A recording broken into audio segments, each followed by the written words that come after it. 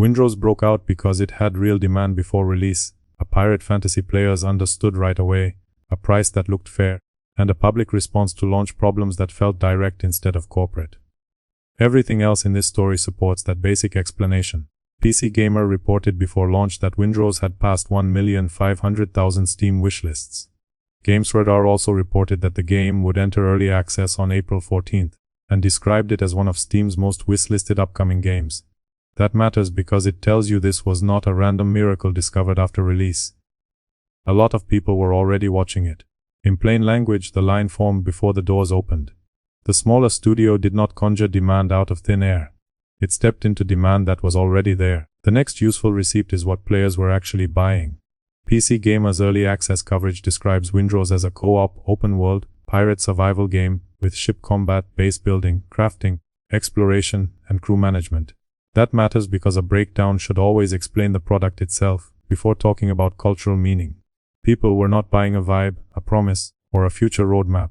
They were buying a clear loop. Sail, fight, gather, build, improve, repeat. For a general audience, that is important, because it explains why the pitch lands so fast. It is a pirate game that sounds playable in one sentence. GamesRadar then added the most important comparison point. Windrose's developers openly said Assassin's Creed 4, Black Flag, was the best pirate game of all time, and that it influenced Windrose. That matters because it makes the comparison honest, instead of forced. The Black Flag connection is not just something commentators pushed later for attention. The team itself recognized that players still wanted that style of pirate fantasy: storms, sea battles, exploration, greed, freedom, and movement across the water. In plain language, Windrose did not guess what the audience wanted. It aimed at a fantasy that had already proved itself. That pre-launch demand turned into launch numbers very quickly. GamesRadar reported that Windrose opened with roughly 69,000 concurrent Steam players and about 88% positive reviews early on. PC Gamer and GamesRadar then reported that the game sold 500,000 copies within 48 hours and climbed toward nearly 100,000 concurrent players. Those figures matter because they show scale and reaction at the same time. A lot of people showed up, and enough of them liked what they found to keep the game climbing. In plain language, this was not just curiosity. Curiosity alone does not usually hold together that way after release. The price comparison is one of the clearest parts of the whole story. Windrose launched at around $30. Video Games Chronicle previously reported that Ubisoft CEO, Yves Guillemot, defended Skull and Bones at $70 by calling it a quadruple-A game. That matters because price is part of the message a product sends. One pirate game asks for about $30. Another pirate game asked for $70 and came with executive justification attached. In plain language, that contrast is easy for viewers to understand. Windrose looks like a straightforward offer. The premium alternative looked like something that needed explaining before anyone even pressed start. The server problem is where a lot of weaker videos would start yelling instead of clarifying. PC Gamer reported that Kraken Express told players it had received multiple reports that some server addresses and backend services used for co-op might be restricted or blocklisted by certain ISPs in Europe and North America. The same report says the team admitted it was still trying to figure out exactly what was going wrong. That matters because this is the sort of source material a breakdown should stop and translate. In plain English, co-op was struggling badly. The developers thought some of the issue might sit at the ISP level, and they were honest that the diagnosis was incomplete. That is more useful than calling the whole thing chaos and moving on. GamesRadar added another detail that helps explain the audience reaction. The developers said they did not yet have a clear fix, asked whether players knew anyone at a major ISP who could help, and kept working on hotfixes while player counts remained high. That matters because it explains why the problems did not immediately destroy the game's goodwill. Players were not only seeing lag and error messages, they were also seeing transparency, effort, and a game they still wanted to get back into. In plain language, patience came from trust. The audience believed there was something worth saving underneath the technical problems. A credible breakdown also needs to keep one hand on the brake. PC Gamer's early access feature says Windrose's melee combat is one of the weaker parts at the moment, and can feel repetitive around its parry focus. That detail matters, because the story gets stronger when the flaws stay visible. Windrose is not perfect. It is in early access for a reason. In plain language, people are not pretending every system is finished or brilliant. They are saying the overall loop is strong enough that the weaker parts did not crush the excitement.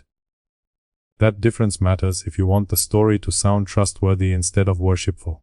GamesRadar also reported that Pocket Pair acquired the publishing rights for Japan after Windrose had already gained traction from its demo, and Steam lists Pocket Pair publishing for Japan. That matters because it pushes back on the idea that the success came from nowhere.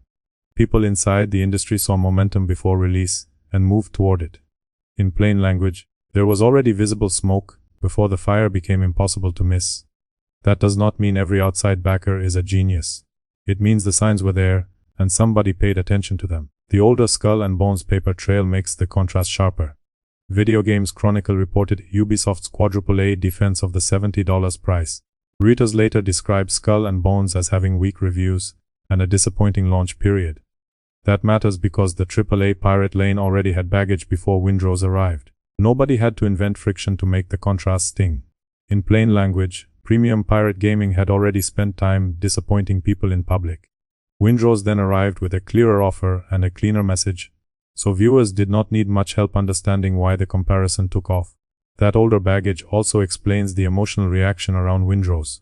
Coverage of the launch problems did not read like an obituary. It read like a story about a game people wanted fixed, because they were already enjoying enough of it to care. That matters because trust changes how audiences interpret trouble. If players think the product is cynical, every bug feels like a scam. If they think the product is sincere, the same bug feels like a repair job. In plain language, viewers were not only reacting to technical facts. They were reacting to whether the team seemed credible when those facts became public. Another reason this story works as a breakdown is that the receipts line up in the same direction. Wishlist numbers show demand, the product description shows a clear fantasy, the black flag quote shows intent, the sales and concurrency figures show scale, the review numbers show a positive early reaction. The ISP statement shows specific technical trouble. The hotfix response shows movement. The melee criticism shows the praise is not blind. The price comparison shows why the market contrast feels so strong. None of those pieces alone tells the whole story, but together, they form a clean explanation. There is also a reason the title and the structure need to match here. If a title promises an actual breakdown, the viewer expects the answer early, the claims separated clearly, and the evidence shown before the narrator starts celebrating his own metaphors. This story can support that format, because the source material is not thin. You can point to the published wishlist number. You can point to the launch concurrency. You can point to the 500,000 sales line. You can point to the developer statement about server addresses and backend services, possibly being restricted or blocklisted. You can point to the black flag influence quote. You can point to the price gap. That matters because viewers should leave with usable facts, not only the feeling that somebody sounded confident on camera. The same rule applies to tone. Strong narration helps dry material hold attention, but it cannot replace the material itself. In this case, the facts are strong enough that the commentary does not need to overwork. The game had demand. The game launched hard. The game had technical problems. The developers talked about those problems in specific terms. The audience mostly stuck with it. The premium pirate comparison already existed, because the market had lived through Skull and Bones and years of black flag-shaped hunger. In plain language, the story already has a spine. A breakdown earns trust by staying close to that spine, instead of wandering away from it, just because the narrator found a joke he likes. That is why the cleaner version works better. It gives viewers the abridged source material, keeps the timeline understandable, and leaves enough room for interpretation without pretending interpretation is proof. The style supports the evidence instead of trying to impersonate it. So, the conclusion is straightforward. Windrose is not important because it proves every indie studio is better than every giant publisher.